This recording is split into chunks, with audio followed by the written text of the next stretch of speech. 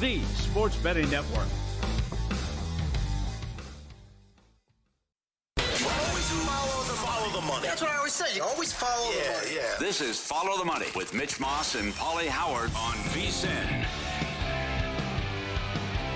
Here we go. It is Follow the Money on VSiN, the sports betting network. Mitch Moss along with Paulie Howard. We're live in downtown Vegas from the Circa Resort and Casino. Action-packed 3-hour program lined up today in 30 minutes. College football on the docket. Ben Stevens going to join the program. We'll get a couple of best bets on win totals, a conference outright, and a week 1 game that he likes as well. Steve Wiss in an hour. Best bets in soccer coming up. Mike Palm, You Cannot Be Serious. And Rick Venturi, as we'll preview the Colts and a little AFC South with him. Back end of the program. A ton, Paulie, of day baseball today. 10 games, in fact? A couple of games in the books right now, a couple of games ongoing. We almost had a no-hitter today. Juan Soto broke it up in the 9th. Otherwise, Gavin Williams would have thrown one. Great. Yeah. They haven't had one since 1981. Can't believe that. Do you understand how big that is for a fan base? You remember when Johan Santana finally got it for the Mets? Yeah. It's huge. That's right. It's also huge they swept them. It's happened to the Mets here. But absolutely. One out in the 9th. Soto goes deep. That was available 35-1 every day. DraftKings and Will Hill. Will there be a no-hitter? And he was great. And I don't know what's going on with the Mets. All of a sudden they can't hit. And I give Cleveland full marks. Because we sat here last Friday and we said, what a weird series where they're playing the Twins. And Clase and Ortiz had their lockers cleaned out and cleared out. And now they won 5 or 6 cents in a huge sweep on the road. Of the Mets. By the way, tie that in with the Tigers getting absolutely blasted today by the Twins. Flaherty again. Awful. So, do you want to get absolutely nuts and bet a no price on the Tigers in that division? Only up 6 games That's now. it. That's it. Down to 6. There's a lot of baseball left, by the way. It doesn't seem like we have that much baseball left, but we do. Yep. How about a Tigers ticket to miss the playoffs in the American League? Oh, no, that's aggressive. If you want to get absolutely crazy. Get nuts, huh? Because if the Guardians were to overtake them and win the division, the path is absolutely there for them to miss the playoffs. Yeah. Cleveland plus 320 to make it. Detroit plus 175 to get the 1 seed. But suddenly, like Mets are 5-1 to miss. Cubs are 10-1. Several people reached out yesterday to us on X and said, now the schedule's easy. But the Cubs are 10-1 to miss. Well, I got to say this. They kind of had to have this game today, because it was not an easy pitching matchup, although Cade Horton was awesome for the Cubs. It was going against Andrew Abbott. Abbott's been phenomenal this year, and the Cubs are just fading like a rock here, dropping like a rock, whatever the saying is, in that division against the Brewers here. Brewers have been the hottest team in baseball.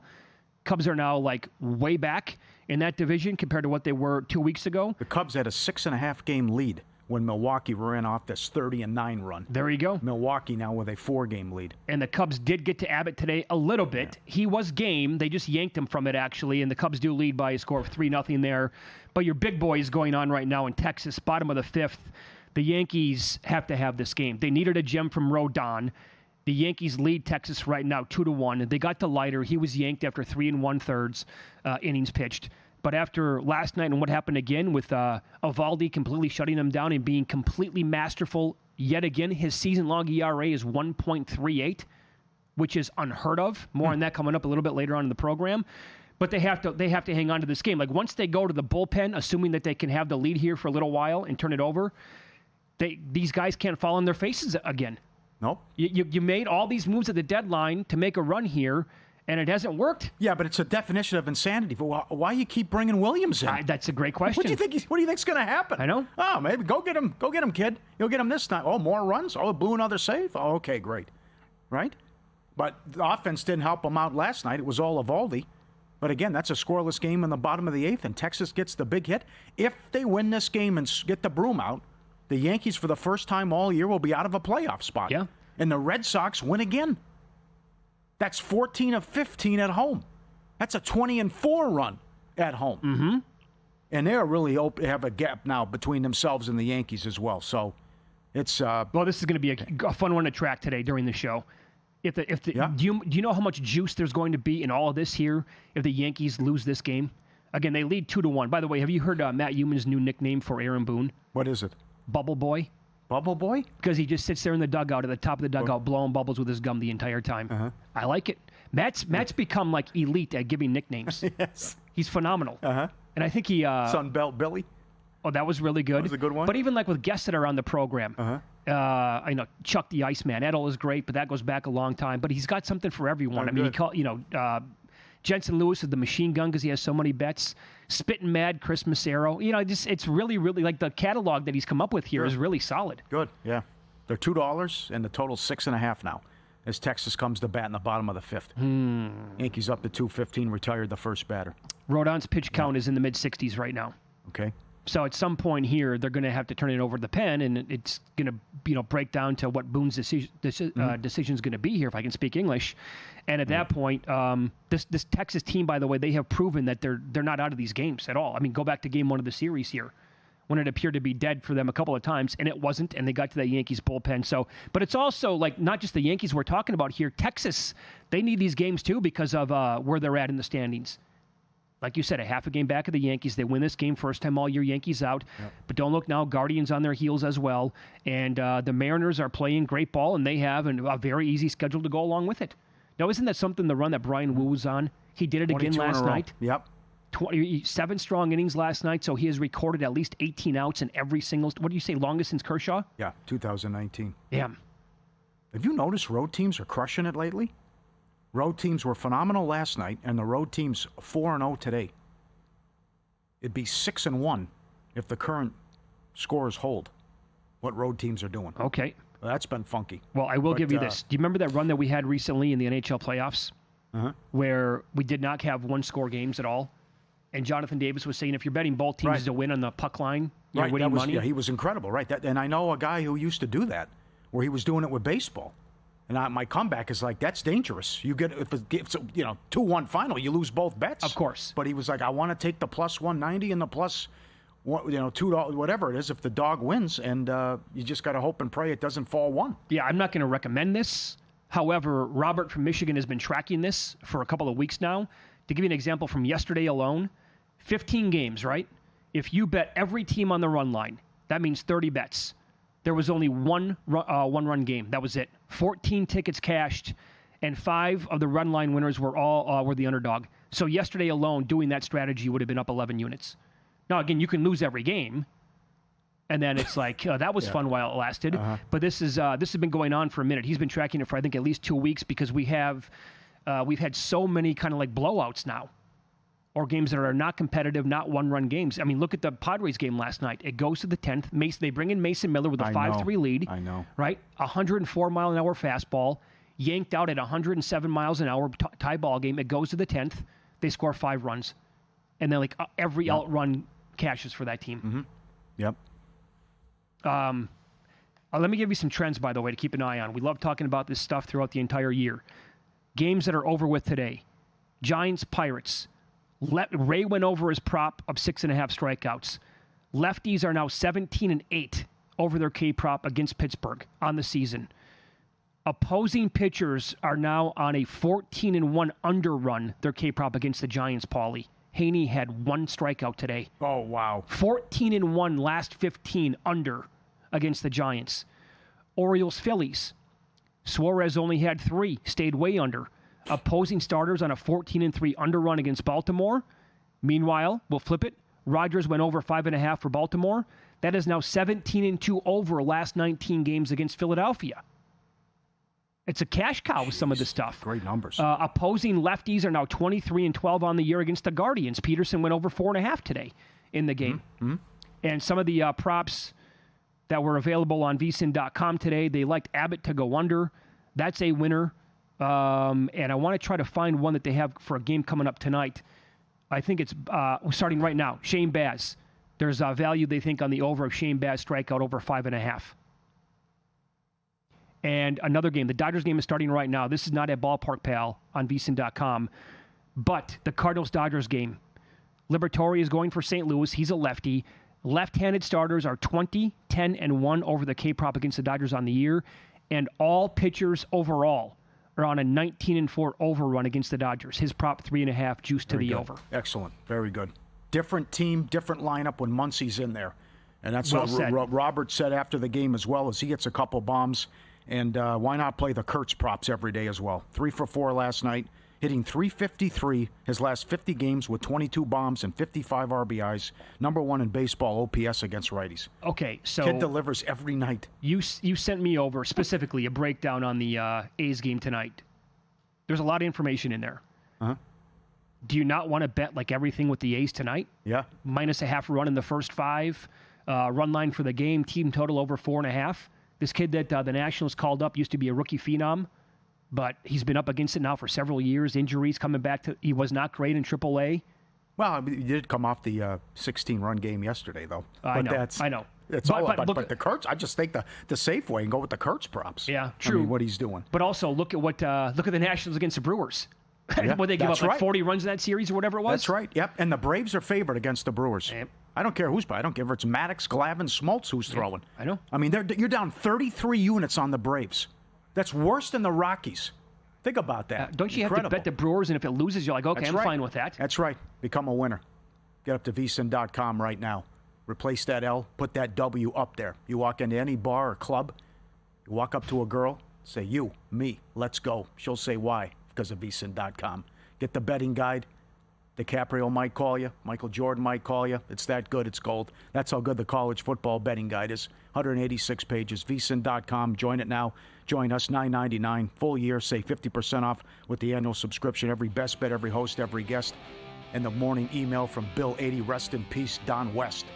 You know that hot dime sitting at the bar waiting for somebody to come up and sweep her off her feet? She's going to say, tell me more about the AAC.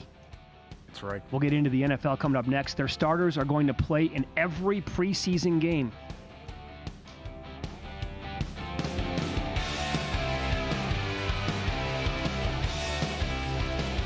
Got a good thing coming, so wait and see. It's a good.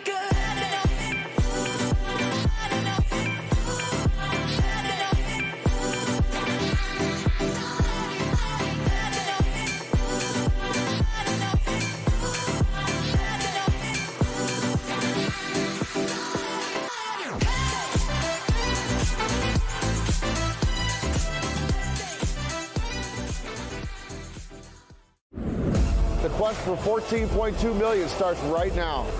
We've waited. It's now here.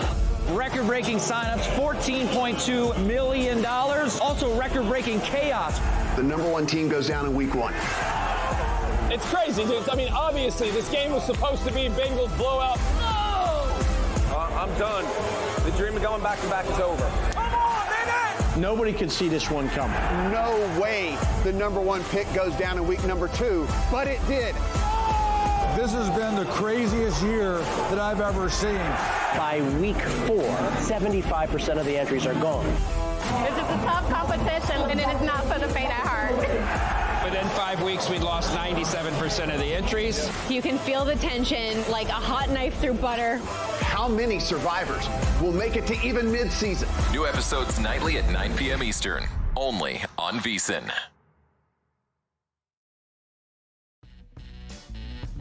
On the next A Numbers Game, Will Hill joins us to give us all of his sport bets, baseball and beyond, how he's feeling about his Yankees, and so much more. Greg Peterson, hoops! Although not about hoops. He's got all his Major League Baseball bets on a full slate of Major League Baseball day and night. Sia Najad joins us to talk golf and the NFL, and JVT, Jonathan Von Tobel, thoughts on college football and NFL preseason week number 1. It's A Numbers Game, 10 a.m. Eastern, 7 a.m. Pacific, right here at VSiN.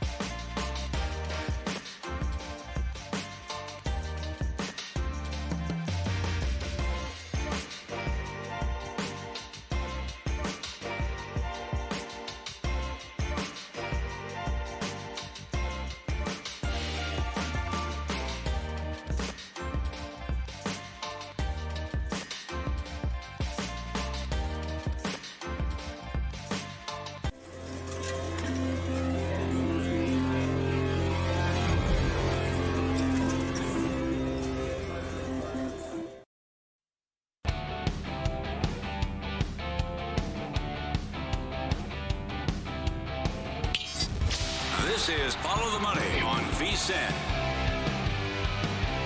NFL preseason here as we're live in downtown Vegas. Circa Resort and Casino is the spot. How about this now? From Tennessee head coach Brian Callahan, he announced that Cam Ward and the starters are going to play in every preseason game. He said for sure a series, maybe two in the preseason opener against the Buccaneers. That game is Saturday night, 7:30 Eastern. Buccaneers open a 0.5 point. Titans are now 4.5. We are going to have Chuck Edel, the reigning champion of the Circa Friday Night Football Invitational, on the show on Friday. He is awesome on the preseason. Last year, by the way, in that contest, what was he, 79-44 with a couple of pushes? I mean, he was just absolutely insane. We'll ask him about that, but also we'll ask him about these numbers if they're getting a little bit too far out of control here. I mean, as we documented on the show yesterday, the network here in general has been talking about these line moves. At some point, Paulie, you would think anyway, plus the points is going to be maybe a look in some of these, huh? I don't know. No end in sight here. Moving I don't know. 4, 6, 7, 8 points, whatever it is. Good stuff today from Mackinnon, VSiN.com. When you got a line move of 3 points or more going back, it's almost 70%. So these are big. And it's like, again, who do you trust, right? Do you want any part of some of these quarterbacks? Like, did you want to see, can you still trust Detroit after what you saw in the Hall of Fame game? 3-point move on Detroit. That's what I'm saying. Like, I don't know if I want to have Detroit in that game. Right. I trust the Raiders, though, and Pete Carroll. One team's playing people, the other team's not. Big move in that game. Cincinnati, 6-point move, 7-point move in the Colts game. You know, if you got there early, congrats. You can sit back and hope you get a middle job. But as of right now, to answer your question, no. Okay, so I don't want these teams that number one, I don't have the great number in my pocket, and number two, you're right. I'm not feeling confident with a Baltimore ticket, even +6, or a Seattle ticket +4. Is that 70% to the closing number? I'm guessing that is. Not just if you grabbed it right away at the opener. Yeah. That's got to be to the closing number, is my guess. And here's one that I'm pondering right now. And that's not for the preseason. It's a week 1 game. The week 1 schedule is phenomenal. It's fire. So this is the latest on Matthew Stafford. Several reporters tweeting about this today. He's dealing with an aggravated disc and has received an epidural to help him deal with it. Have you ever had the epidural for your back? I've had 3 of them. And? I had it for my neck. The needle's as big as a hockey stick. It's quite the procedure. It was awesome. And I also had several injections and props and thanks to Dr. Stephen Gebhardt as well. And it lasts for a long time? Yeah. I swear by it. I think Dr. Gebhardt's phenomenal here in Las Vegas, Nevada Pain Care. So I had a bad problem with my neck. So between the injections and the epidural, which I went to a different spot before I knew Dr. Gebhardt, I think it's great. Yeah. But then again, I haven't worked since 1999. So to think that you're not exactly taking shots from 300-pound defensive linemen 19 times a game. Right. So the Rams are calling him week to week. They're being cautious, but the plan is for him to be ready for week 1. That's according to Ian Rappaport, NFL Network. So here's what I'm thinking. Honestly, are the Texans the worst team imaginable for the Rams to play in week 1 now with the back? With that front seven, with that defensive line that we're talking about? Danielle Hunter and Will Anderson coming around the edge and blasting him over and over and over again. The Rams are 2.5 at most shops, but you can grab 3 out there with some juice on the Texans. I just, right, a month out, I'm trying to envision what's going to happen here. And of all teams they had to get from the NFL in week 1, it's not a soft defensive line. It's maybe the best. And so what if they're just a wrecking ball to that old line and they get to him? That's McVay makes it a point to keep going over and over and over again to the media. Boy, we really love Jimmy G. This is wild. Have you had it? Do you know what they do? They numb you up, and then they take out this huge needle and they shoot you, and they bring you in and take you out in a wheelchair, and you're not allowed to drive home. Oh. At least the one I had. Do they knock you out? So this is that's the option. I said no. I did not take that option. I've only had. We're getting close to the season here. I know. And they're like, okay, we'll be good to go. See you week 1. I'm not so sure. I've had the nerves burnt in my neck several times to try, because that's the only. I've tried everything, right? The CBD, the BioFreeze, whatever it is on the neck. And I would tell you that most of it, I want to say that it works, but I've really found nothing that does. So this is a great tweet from JVT here on the network as well. when you look at coaches' records in the preseason, you brought up the Ravens. You don't want the points right now. Harbaugh in his career with Baltimore, he is 44-17 straight up, 40-21 ATS. And he was on that run where they covered, 24 straight games? One. 24. Okay. JVT's tweet, as a reminder, Harbaugh has been great in the preseason in his career. He also has not covered a preseason game since 2022. He added, my man doesn't give a rip about the meaningless games anymore, and the market was slow to catch up. I did not realize it's been 3 years. Mm-hmm. I would have guessed last year was the first year. It was the luster was off with the Ravens in the preseason, so I was wrong on the timeline there. But and you pointed this out on the show yesterday. This was when you could bank on Baltimore's quarterback room. Had a good rotation. Oh, you could talk the backup, the third stringer, hell, even the fourth stringer sometimes. I want to bet on that guy in the preseason, and it worked out. Well, yeah, you're talking about Huntley and other good backups they had, and then the kid from Oregon was good for a little while. It was always when in doubt, the guy could scramble, take off, and beat you with his legs. And so many times it's a busted play and it's chaos in the fourth quarter, whether they don't know the offense or they're not on the same page, and the guy just takes off and runs. Mm-hmm. And that's why that was another reason why they kept winning games and covering spreads. Other good coaches, ATS in the preseason, Pete Carroll, 28-20-1. I did play the under in that game. And I played it, and then I read Adam Burke's write-up at VSiN.com. He has 3 plays right now that he likes on VSiN.com. And he was also on the under. And we're kind of in sync on this game. And, the reports are that Seattle's defense way ahead of the offense at this point. And Carroll's probably going to want to just get out of there and run the football a lot, maybe in the second half. Maybe both teams will. And so 37.5 for a preseason total is kind of high anyway. So I played under 37.5 in that game. Mike Tomlin, 40-27 straight up, 36-30-1 ATS. Don't sleep on this. Sean McDermott is 15-9 straight up in the preseason. Now, with the Bengals, Zach Taylor is 3-12 straight up and ATS, but they've never given a rip about it, right? Mm-hmm. So now they've already, and they come out of the gate slowly in the preseason and the regular season as well. I think that might change this year. He announced that the guys are going to play. It's about time. Yep. McVay doesn't care. He's not great. Never has. Sirianni doesn't. Although usually every Rams game is 31 or 32 with the total. Yeah. And Dan Quinn, 7-17 straight up, 7-16-1 ATS in his career in the preseason. Oh, he was bad in Atlanta. I think they went 2-3 years without winning a game. Yep.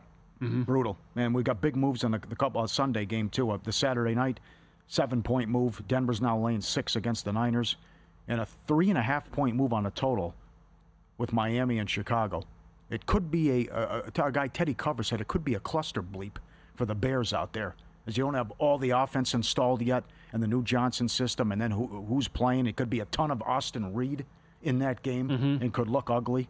So 35.5 down to 32 with the total. Bears favored by 3. I'm trying to think of the biggest contrarian plays to make this year in the NFL. I think Dolphins over their win total in a playoff team has to be one of them. Yes. Right? Mm-hmm. What if the offense just takes off this year? Warren Sharp had some great tweets yesterday on the overall narrative with Mike McDaniel and Tua and the backup quarterbacks. Yeah. And he basically said the narrative is once Tua leaves the game and he's out for a while, Mike McDaniel is not going to work with backup quarterbacks. But he reversed it and said, how come nobody talks about Tua's numbers when he's healthy? He's like elite in all these advanced metrics, top 3 to top 5 in all of them. And what if he stays healthy? I mean, they still have the weapons. Hill's getting up there in age for sure. I'm not going to touch him this year in fantasy, I don't think. But Waddle is still like a serious threat, and I love Achane at running back. They don't have that difficult of a schedule. It's not exactly. Sure, yeah. If you're not buying the Patriots, right. That's a path. That's why I think Bills Dolphins, the 1-2 exacta there at plus 290 at DraftKings is. I don't hate that at all. Yeah. And they can go to Indy and win in week 1. They get the Patriots at home in week 2. That team can't start 2-0. At the Bills on a quick turnaround on Thursday night is going to be obviously very difficult. But Jets, Panthers, Chargers at home in the heat. At Cleveland, they absolutely have winnable games on that schedule. Mm-hmm. Now, the key is here, Tua has to stay healthy for the entire year, and that might not be the easiest ask in the world. No doubt. Going to be fun. Mm-hmm. That's favorites flipped in that game, too. Colts are now favored in that game. Yeah, I don't know about that. Yeah. I mean, it's going to be potentially Anthony Richardson in week 1. Mm-hmm. If he wins the starting job, okay. I don't trust him to go get me a cup of coffee. I know. They're going to have to stop people, though, too. That's the thing. Miami might be able to score, but I want to see what they can do defensively as well. That's fair. Yeah. All right, Ben Stevens on the program coming up next. He'll be hosting shows on VSiN during the football season. We'll talk college ranks with him coming up. We'll get some win totals, a conference winner, and a week 1 game as well next here on VSiN.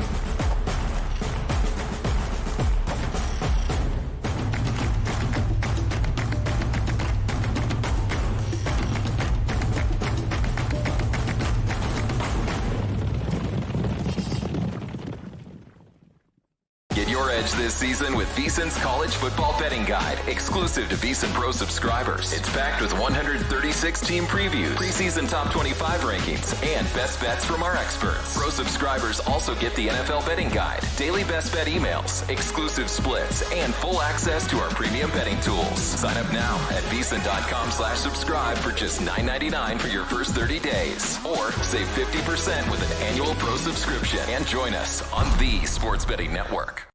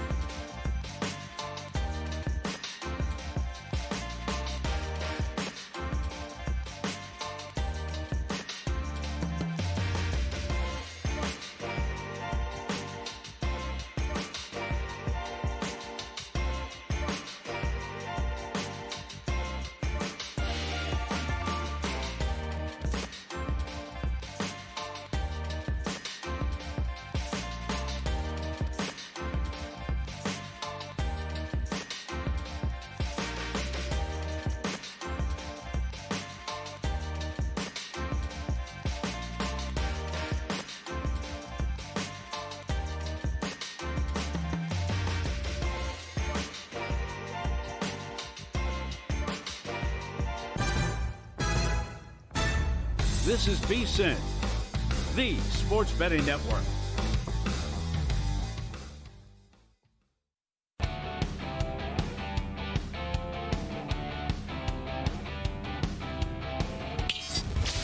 This is Follow the Money on VSiN. Paulie, we'll talk some college football here, get some win totals, a conference winner, a week one game as well, as Ben Stevens joins the program, formerly a host on Sports Grid, but now has signed on here with VSiN. He's going to be hosting here on the network during the football season. Sports Grid is no longer on SiriusXM. VSiN is the only network now where you can get sports betting news and information, and he is on the Progressive Guest Line. Ben, good to talk to you. Welcome to the network. How are you? Doing very well, guys. Thank you for having me. Excited to be working with you guys, along with the very talented team at VSiN throughout the entirety of college football season. College football is my passion. I'm ecstatic to get the opportunity to share that knowledge, and I hope what comes off as expertise with the loyal audience following throughout the football season. Very cool. It's so close now you can almost sniff it. And let's begin with a win total here. We've had a handful of people in the summer, the offseason here, come on the show or send in emails saying, hey, guys, you might want to grab a big number on Georgia Tech to win the ACC. More on that coming up a little bit later on in that conference. You're not going to go that far with the Ramblin' Wreck, but you like their win total over 7.5. Tell us why.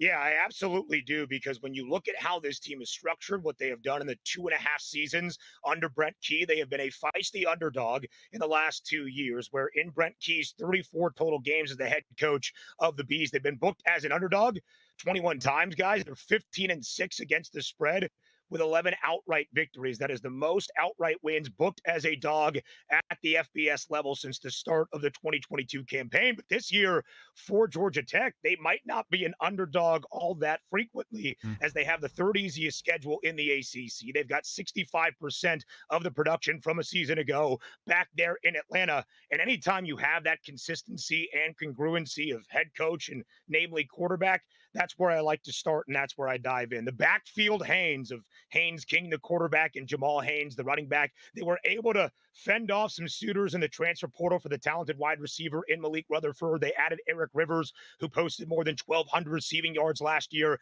at FIU. And really defensively last year, guys, such a staunch improvement from one of the worst rushing defenses in the country in 2023 to a top 30 unit, and they bring back so much production on that defensive side of the ball. So I love the Yellow Jackets over 7.5 wins for the 2025 college football campaign. All right, excellent. Very good. I'm with you on this one as well. How about Oklahoma over 6.5? I played 7.5 plus money. What do you think? A big year for Oklahoma?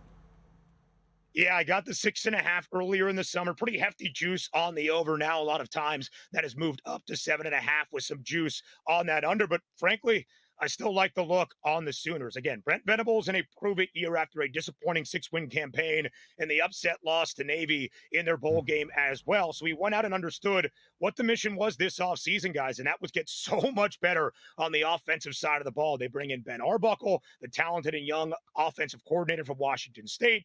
Following Arbuckle to Norman is John Mateer. 44 total touchdowns last year, 29 through the air, 15 on the ground. The only FBS quarterback with 20 passing touchdowns and 10 rushing touchdowns.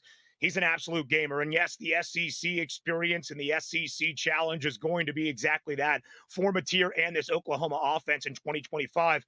But that's going to be a substantial improvement. Third most difficult schedule in the conference. Of course, it is always going to be a gauntlet within the SEC. But defensively, I thought we saw some really positive things out of that Venables side. When you look at the numbers, just in terms of what they allowed, around 21.5 points per game, more than 310 yards of total offense to their opposition, it's not overwhelmingly elite or top of the top in the SEC. But when you dive in a little further, with the onus on that Oklahoma defense last year and how often they were on the field, the snap count for the Sooners throughout the regular season, they really did a great job of containing what could have been a lot worse. So I think the defense takes another step under the bright defensive mind of Brent Venables, and I'll take Ben Arbuckle and John Mateer each and every day there leading that offensive side in Norman. So I go the over 6.5 wins, but I do think this could be an 8-win football team this year for the Sooners. Yeah. Very good. Follow the money here on VSiN, the Sports Betting Network. Our guest, Ben Stevens, he's on the Progressive Guest Line. We're talking college football here, getting some best bets for him for the upcoming season. We've been told both sides here on Illinois. Some people like the over, others like the under. They're not buying what happened late last year down the stretch. Which side of the fence here are you going to fall on with the Illini? Yeah, I'm over the 7.5.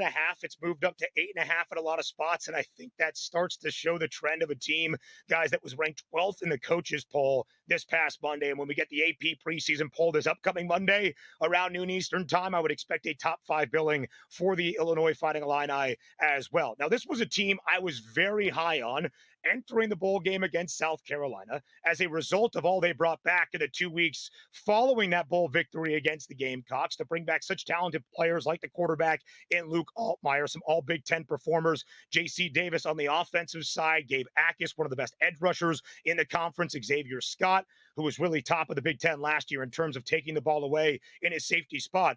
I was fully in. I'm sure you've all seen the numbers, 17 or 18 key returning starters back in Champaign this year, 75% returning production this season, fourth most at the FBS level, the most in the Big Ten Conference. So I've been in on Illinois since the end of April on that over 7.5. I really do think, based on the slate for the Illini in 2025, as I see it, the second easiest schedule in the Big Ten. I like to chart win totals of opponents to get an idea of the expectation of the sides each and every team is going to see throughout the entirety of a season. Illinois has the second easiest, and I think it is very favorable for the Illini to take advantage. So, guys, where it falls on Illinois now, they're a team that has so much hype and optimism behind them. They've almost become that public, who's that team that could do something we haven't seen them do in nearly 2+ decades. I still think Illinois can do that because I think the Illini can get to 10 wins. And if you're talking about a 10-2 Big Ten team, you're talking about a college football playoff contender. So if the over 7.5 or the over 8.5 feels a little bit juicy, let's take it a step further. Plus 540 for Brett Bielema to lead Illinois to the college football playoff could be a way to build on some of that optimism for the Illini this season. That'd be incredible. Okay, I don't trust Miami. I like SMU. But that's still 9-1 in that range. I'm not there with Louisville. It's popular, but why not? You got plus 140 down to even now Clemson to win the ACC. You think it's a runaway? I do really think that Clemson will have a great opportunity to be in that ACC championship game. And ultimately, I think this Clemson side, guys, has its sights set not on just a 9th conference championship in the ACC in the last 11 seasons, but a national championship like they accomplished in 2016 and 2018. This Clemson side offensively, so much better last year under Garrett Riley than it was in years prior. When you think about this Clemson run, 8 ACC crowns in the last decade, really the stalwart has been that defense the entirety of the time. In 7 of the 9 previous years, we're talking about a Clemson defensive side that was top 10 in the country in terms of total defense, yardage allowed to its opposition, and a top 15, top 20 side when it came to giving up points, never more than 22 points per game. The issue for the Tigers last year, not just to be that upstart team in the ACC title game that pulled the upset against SMU to get to the college football playoff once again, was on that defensive side of the ball. They were atrocious defending the run, more than 160 yards per game, 4.7 yards per pop on the ground to the opposing side. The worst for Clemson since 1975 as a program. So enter Tom Allen, who is a very bright defensive coordinator last year, of course, working there in Happy Valley for Penn State, and a lot of returning talent up front, Peter Woods, TJ Parker, and you have a guy that I like in the backfield as well, in Avion Terrell, who I think is one of the best defensive backs in the country, certainly in the ACC. Trust the offense for Clemson. They had 11 preseason picks for the All-ACC team in 2025. I think Clemson does run away with the ACC championship game. It will not be easy. 4th most difficult schedule in that conference. And again, if I think Clemson is playing in the ACC championship, either earning one of those automatic bids to the college football playoff or a resume that is stout enough to earn an at-large spot if they were to lose in that conference championship game, I do think Clemson has a lot of value in the national championship market as well, outside of the heavy hitters of Texas, Georgia, Ohio State, and Penn State. Very good. Ben, about a minute left here. Week 1 game. Utah plays in L.A. against UCLA. You think the Utes put the screws here to the Bruins? I do, and I love that game, 11 p.m. Eastern time, absolute sicko ending to the Week 1 Saturday slate. I think Utah is going to be really good this year after a disappointing 5-win season. That is not what Kyle Whittingham does. They have returned so much talent on both sides of the ball in terms of what the staple has been for the Utes in the 22 seasons now under Whittingham in Salt Lake. Offensive line, defensive line, check. That's going to be great. And then Devin Dampier, the quarterback transfer from New Mexico, I think as good as you will find and could be one of the top 3 or 5 best quarterbacks in the Big 12 this season. I think Utah is going to at least cover the 6.5. If you can keep it under a touchdown, albeit on the road against this Bruins side, I would jump in on the Utes now. Guys, I'm not trusting of Nico Iamaleava based on what I saw in his first year in Knoxville. I'm not so sure how that carries over this season to Westwood and, of course, in Pasadena in the Rose Bowl. I don't blame you. You can follow Ben on X. He is at Ben Scott Stevens, now a member of VSiN, going to be hosting shows during the football season. Great to talk to you, Ben. Nice meeting you. Thanks for the time today. We appreciate that. Mitch, Paul, I appreciate it. Very happy to be here at VSiN. Look forward to working with you guys throughout this college football season. Back at you. Thank you. There you go. And he was on the Progressive Guest Line. Ben was a host on Sports Grid. Sports Grid no longer on Sirius XM. VSiN, the only network where you can get sports betting news, info, picks on Sirius XM. Win, lose, up next. We'll dive into the AFC South. On paper, one side of the ball should be able to enforce their will on every opponent inside this division.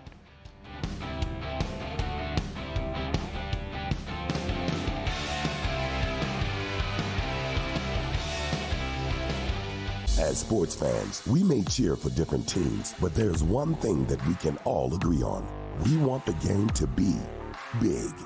And with 3 levels, 30 cabanas, a 143-foot screen, 6 clean pools, and endless cold drinks, it doesn't get any bigger or any better than Stadium Swim in Las Vegas. All sports, all seasons. It's more than a pool deck. Stadium Swim. It's the only thing like it in the world. Elevate your sports betting game with VSiN's exclusive betting splits. Stay ahead with real-time market trends and track bet percentages on any matchup. Then uncover the edge by comparing them to the amount of bets placed to find out where the sharp money is headed. Upgrade to VSiN Pro to access betting splits, live odds, line moves, power ratings, and in-depth game analysis. Go to vsin.com/pro to join VSiN, the sports betting network.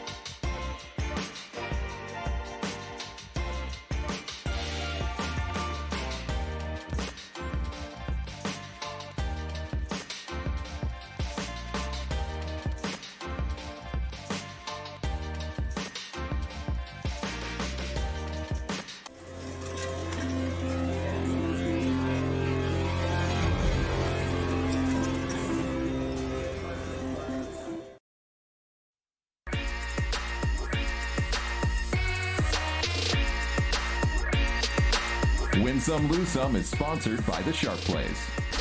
Were you a winner last night? Wow, winning. Or was it a rough one? Well, they can't all be winners, can they? Loser! You're a loser! Paulie Howard recaps the night in sports betting in Win Some, Lose Some. Fireworks when we got off the air yesterday. The A's erupted in the top of the first and didn't stop. Most runs, 20-1 for the A's, and highest scoring game, A's-Nats, 11-1. Will a team score 15-plus runs? Yes, plus 350. Will there be 22-plus runs scored in a game? That cashes 5-1. There was a shutout. Fun to track. Yep. So that plus 450 no good yesterday. Tough. If results hold, road teams will start 7-1 today. Wow. And they were excellent yesterday as well. Sky, Chicago finally wins a game, plus 185. Fever Sparks over. 172.5 up to 179. The Sparks are good. They're fun. They've scored 100 points 4 of the last 5 games. And Plum was great. What else happened in that game? The Jags. Coming up with Mike Palm. I'm sure he'll have it. And you cannot be serious. Liberty. I put under Win Some with that. From 7 up to 11, fell 9. So more bad for the books. Red Sox, 14-1 last 15 at home. And Maximum Metallica. Metallica will have their own channel on Sirius XM. And to celebrate, there'll be a concert late August. It only took till 2025? What the hell? Yeah. What? Come on. We were calling for that, 15 years ago minimum? Ridiculous. No kidding. And according to Roger Goodell, after this deal, that ESPN gets the red zone, he says ESPN has the capabilities to have college football red zone. That's according to Goodell. Well, I love the idea. People who are coming out quickly and saying, hold on here, do you think Fox is going to be willing to say, here you go, ESPN, you can have the final 2 minutes on the red zone of Ohio State and Penn State? Like, how is that going to work? Will it only be ESPN games? Other networks going to say, screw you, no chance? I don't know. By the way, there's a lot of negativity about how the red zone's going to go to ESPN and they're going to completely botch it. Charchian read the comments after this was announced last night. He tweeted out like 99% of them were negative, like they're going to screw it up. Okay. I'm going to go the complete opposite much side. Like inside the NBA. Oh, yeah, for sure. Yeah. I'm going to go the other side here. Okay. I know I'm the Lone Ranger on this. I know I am. I'm going to tell you right now, there's a way to make the red zone 10 times better. I don't think the red zone's great. Amen, brother. I think it's completely overrated. They wait way too long. The NFL Network, whomever doing it, right? They had so many chances to make it better, and they never did. They're always on the same game. They stick on the same game. They're hold on here. Let's go to Pittsburgh. What's going to happen? That happened 6 minutes ago. Yep. Don't lie to us. And my God, you can go to the double box, the triple box, or the quad box all day long. They refuse to do it. Yep. So I'm going to have faith that ESPN actually makes it better. Good job. Good job. That's right. Get that negativity out of here. Well said. It is overrated, and they do a bad job from time to time. Subscribe, be part of the team. VSiN.com, our radio and podcast friends. You always want to see these tweets and videos. At Paulie Does Vegas on Instagram. Send them in. We'll put you on. Good compilation here of dogs bringing home other animals. Is that a mountain lion? What is that thing? It looks like a baby mountain lion, yeah. Yeah. Here's the bear. Dog brings the bear home. Hey, how you doing? Well, look at this. They look like brothers. Yeah, right. He comes in. Huh? Yeah. And it's got a koala on his back. A koala bear? Look at that, yes. Is that a golden retriever? Got a koala. Here he's got like an iguana or something in his mouth. What he brought home? Careful there, big guy. Yeah, that's right. And who's coming in here? What is it, a donkey? I don't know what that is. It was a cow or a pig. Yeah, I couldn't see that one. That he brought home a rat. The dog brought home a rat. Here's another one. What's he got? I don't know. Rabbit. Oh, he's got the big rabbit in his mouth. Merry Christmas. Sure. And then what are you going to encounter here when you open the door? I think this one's a deer. There you Bambi came home. Come on in, buddy. Bambi. Look at that. Nothing bad could happen to Bambi. Uh-huh. Excellent. Right? That's excellent. So good. These dogs are creative, and they're friendly. You never know who you're going to bring home. Love this compilation. Awesome. What do we got here, Luke? Dogs barking. Oh, good. The laziest fight ever. It's an argument where they're both laying down on the deck. It just... Nose to nose. Nose to nose, just barking at each other. Yeah, I'm sick of you. Well, I'm sick of you too, right? Look at that. Don't take my toy again. Yeah, right. Just barking at each other, and they're both sitting there.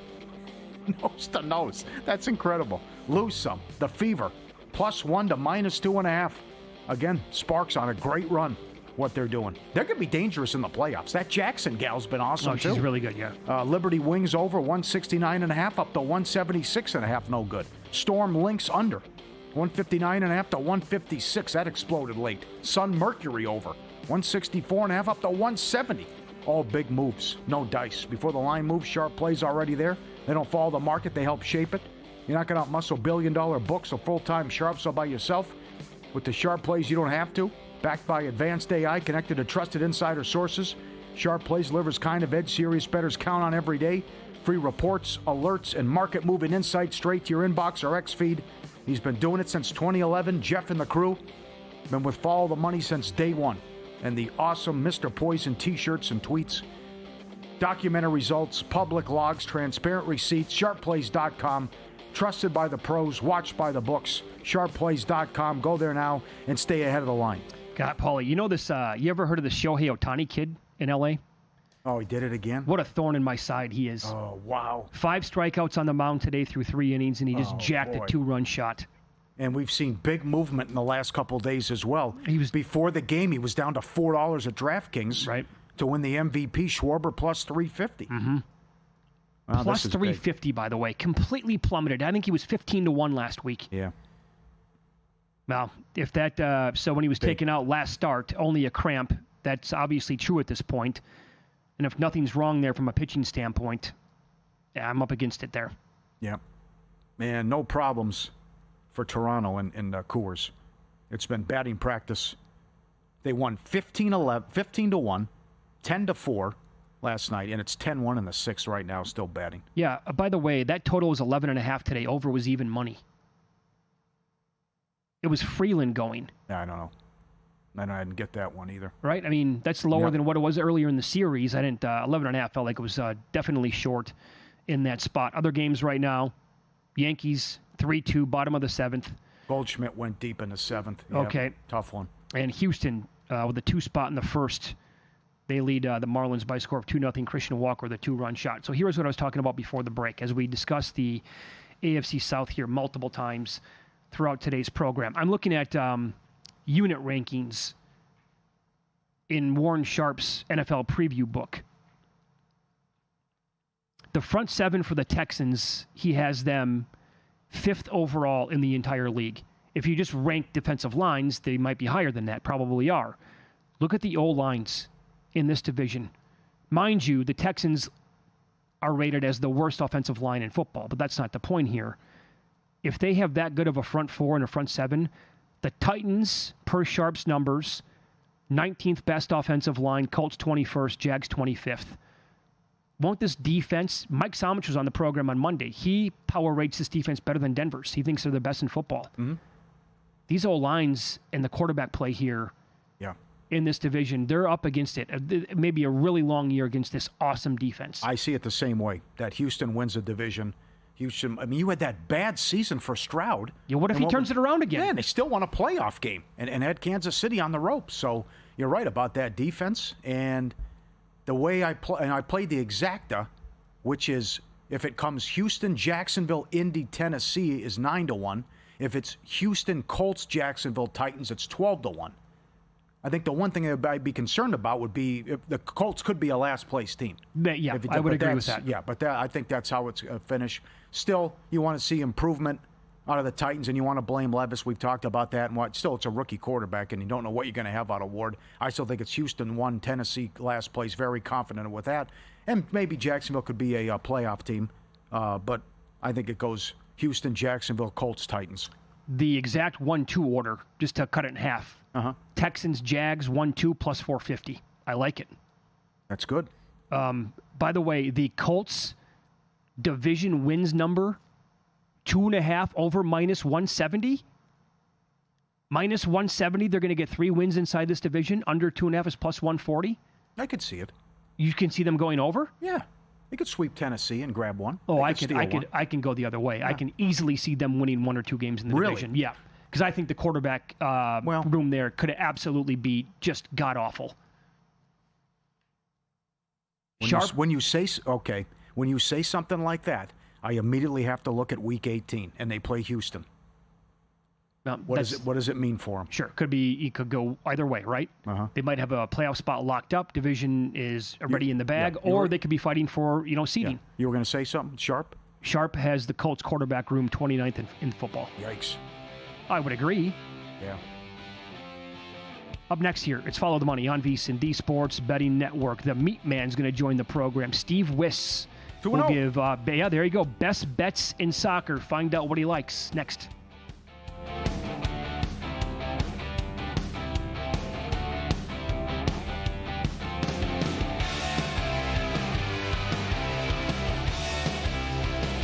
Introducing the $500 trifecta. Use your GBank Visa signature credit card within 3 months of account opening and deposit